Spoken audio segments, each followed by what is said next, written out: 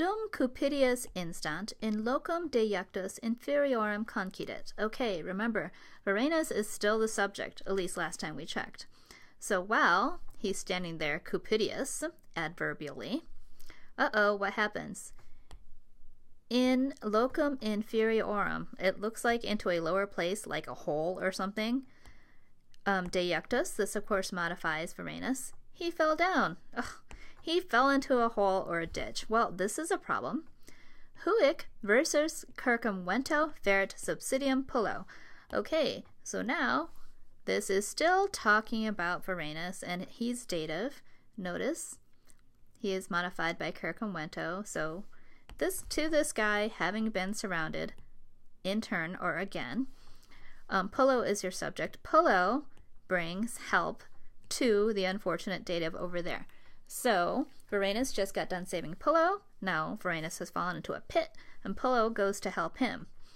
Adque ambo incolumes compliribus interfectis summa cum laude se intra munitiones recipiunt. And together, those two guys, notice incolumes is nominative plural, so here's your subject. Those two guys together, Pullo and Varenus, ablative absolute, of course, with lots of bad guys having been killed. Prepositional phrase, summa cum laude.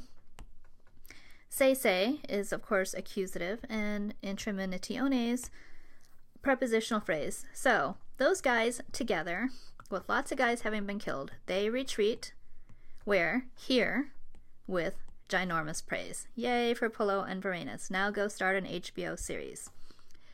Sic fortuna in contentione, et certamine utramque versavit. Thus, luck or fortune, okay, in contentione et certamine, prepositional phrase. So this is your subject, this is your verb, and this is your direct object. That's not so bad. Ut alter alteri in imicus auxilio saluti esset. Ooh, a double dative. Okay, how's that work? One was an enemy, or not an enemy, but like a competitor to the other. Each was a competitor to the other and was for a help and for the safety. That's how the double dative works. So it's like saying each guy was helpful and safety bearing to the other. Neque de judicare posset, nor posset is probably impersonal here. Was it able to be determined? Passive infinitive. Uter utri virtute ante ferendus videretur.